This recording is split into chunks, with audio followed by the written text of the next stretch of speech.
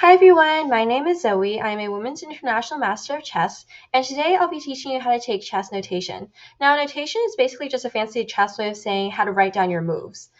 I've seen a lot of players struggle with taking notation, so it's definitely not an easy skill to learn, but it is really important. Now, that brings up the obvious question, why should I even notate? Well, first of all, notation is basically the only reliable way you have of being able to replay the game after you play it. So whether you want to go over it with a friend or a coach, or even if you just want to look over it yourself, if you don't want to have to rely on your memory or asking your opponent what happened in the game, you'd much rather have your own copy that you're 100% sure is actually what happened in the game. Also, for record-keeping purposes, USCF-rated tournaments and FIDE-rated tournaments, those are like the two biggest chess organizations, they always require you to write down your moves, so notation is a really important skill to learn. It's okay if you don't know how to notate, that's what this video is for. Let's dive right in. So this is what a chess score sheet will generally look like. Depending on the brand you're using, it might end up looking a bit different, but the basic idea is the same. Now on the top is a whole section for you to write down the identifiers of the game, basically. So like who, what, when, where, why of the game. So it's pretty self-explanatory. Just fill it out according to what the box is asking you for. And now the bottom section is where the good stuff actually happens. The numbers on this column represent the move numbers. So on the first move, you'd write down what white plays, and then you'd write down what black plays on their first turn. And then you just keep repeating this over and over until the whole game is finished.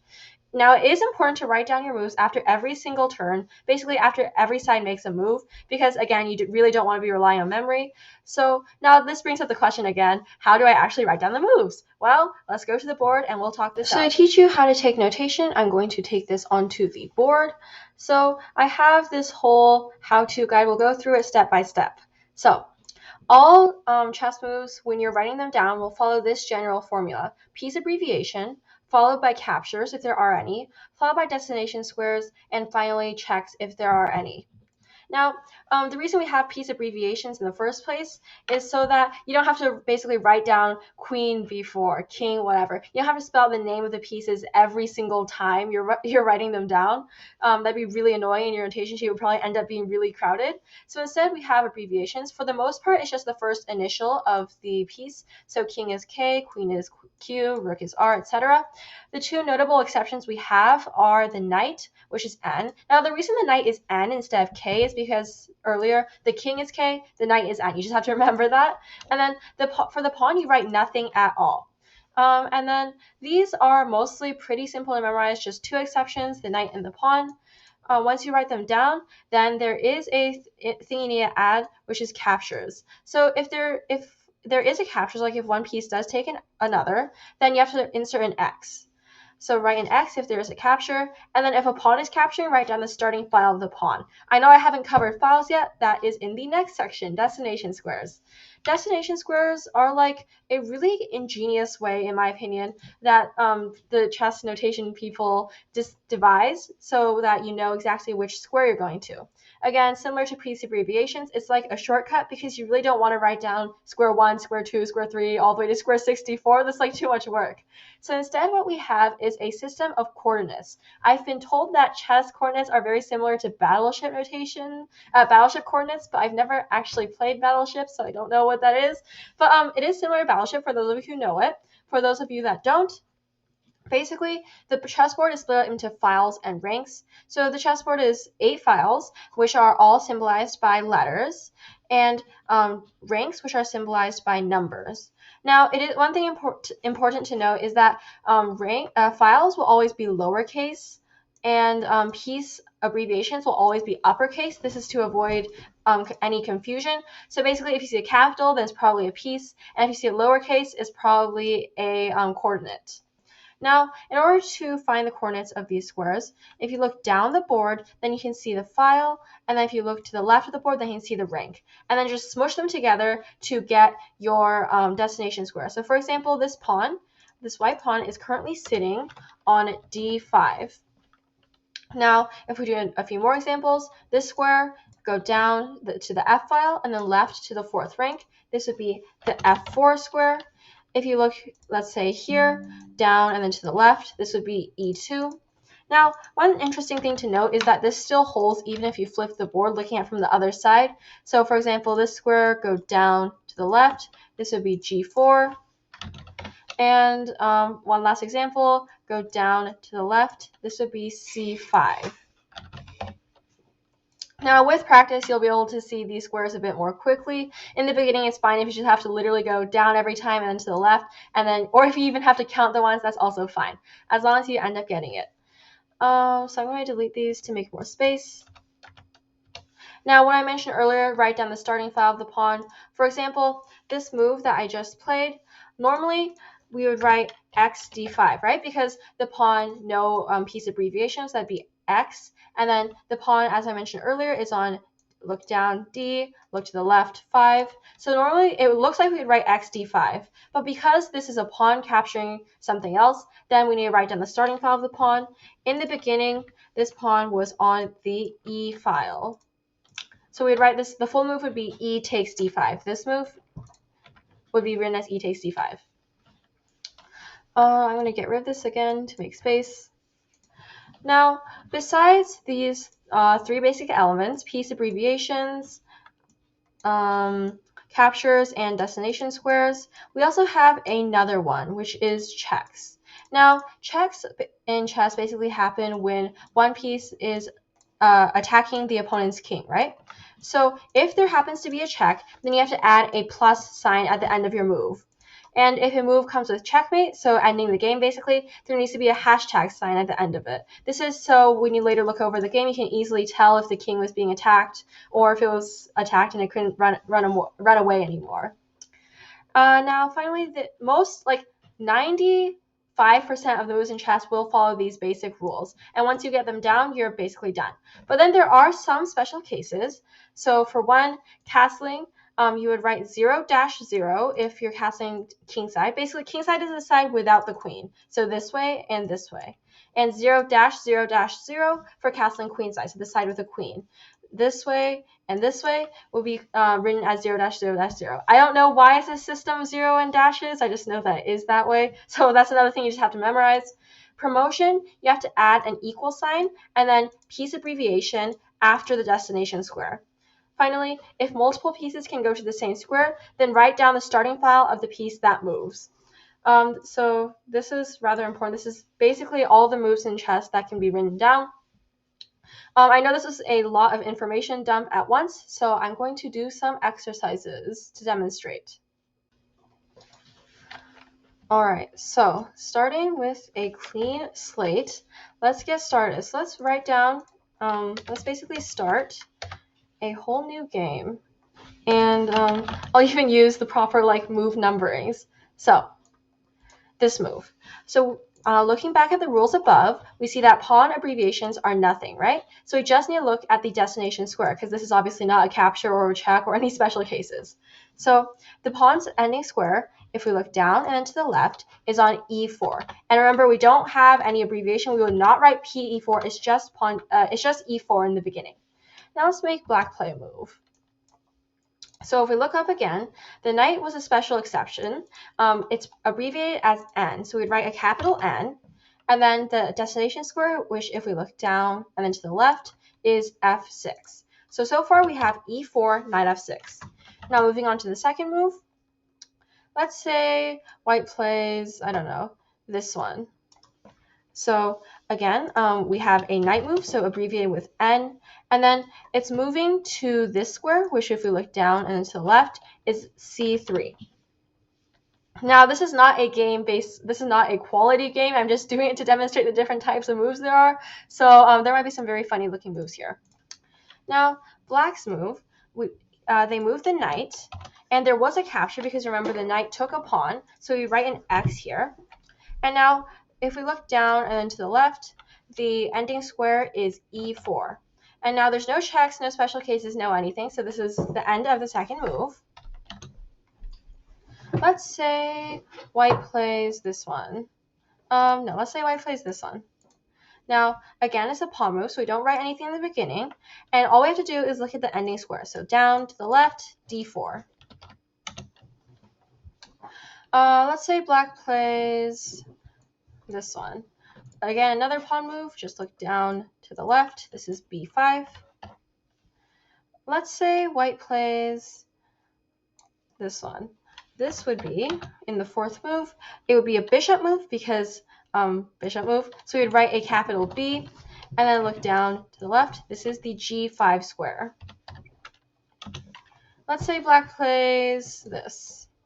So if we look down to the left, the pawn moved to the D6 square, and because it's a pawn, we don't need to write anything else.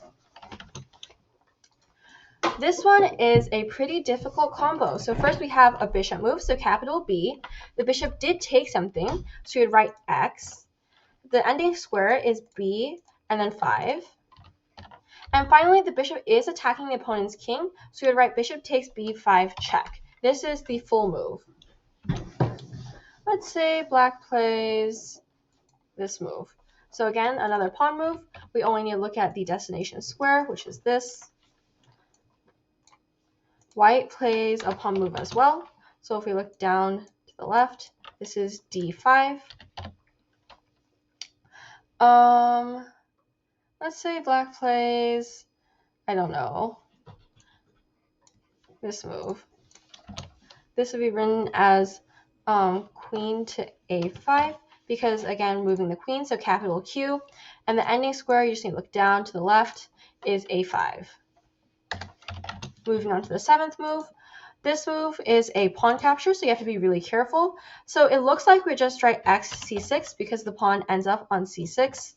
You might have noticed that I can see these coordinates like almost instantly. That's just because I've been playing chess for a really long time, so that I don't need to look at the files and the ranks anymore. It's just kind of imprinted into my brain. But yeah, it's not XC6 here. With practice, you'll eventually get here. We need to write down the starting file of the pawn. So the pawn started off on the D file, so we'd write D takes C6. That's the full move. Let's say black plays this move. This would be written as E5 because, again, the ending square, E5, and nothing special. And don't write down P for pawn because, again, the pawns are abbreviated as nothing at all. Let's say white plays this move. This would be written as C7 because the pawn has moved to the C7 square. Now, as you may have noticed, this move unleashed a check on the king. So even though it's not the pawn checking the king, we would still write C7 check because this move caused black's king to be attacked. Black plays this one, for example. This is bishop, capital B, to the D7 square because look down to the left, this is D7. Now let's have a very tricky move. This one. So we know that the pawn moved, so we don't need to write anything, but it did capture. So when you write down the starting file, so C takes, CX, so C takes, and that square ended up on is B8. So C takes B8. Now, remember this special case we wrote earlier. Promotion, you need to add an equal sign and then piece abbreviation. So equals. In this case, we promoted to a rook, so the abbreviation for rook is capital R. So you'd write C takes B8 equals R. And then finally, this is giving check. So you'd write C takes B8 equals R check. This would be the full move. Black plays this one, for example, R x B8, because, again, same ending square, and black's rook took it. Let's say white plays, I don't know, let's say this one. So the queen moves, so capital Q, down to the left. This is the D5 square. Let's say black plays this one. So the bishop moved, capital B, to the E7 square. Look down to the left.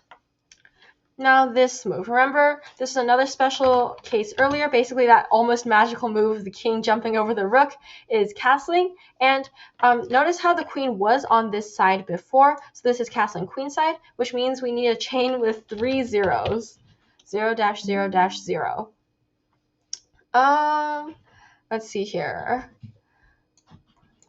This move, the rook moved onto the B5 square. So, and it took a piece, so R x B5. Let's make this,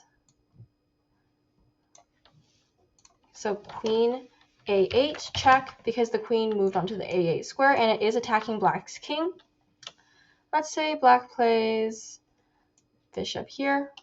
This would be bishop to the c8 square. White took a piece, qx, oopsie, qx, c8, because that's the same square the bishop was just on. Check. Black plays bishop to the d8 square. Just a few more moves here. R, x, d6, because again, the rook captured, so we need to write down x in between, and the square it moved onto was d6. Black plays queen to the a3 square.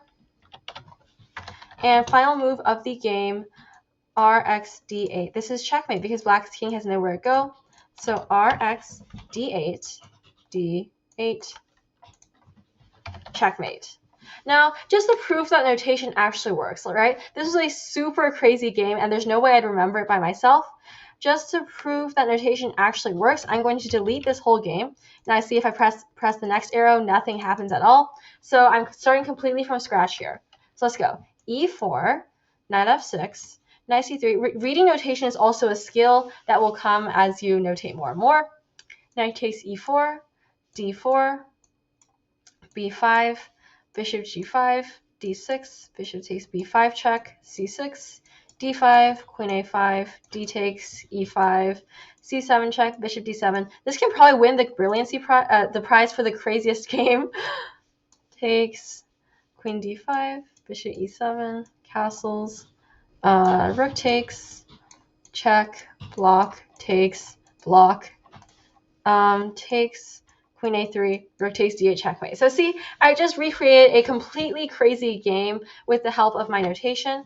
So yeah, I hope you see why notation is kind of important. I know that notation seems like a lot of work because there are lots of rules and special cases you have to remember, but just remember that practice makes perfect, and if you keep notating for every single game that you play, you will eventually get really, really fast at it.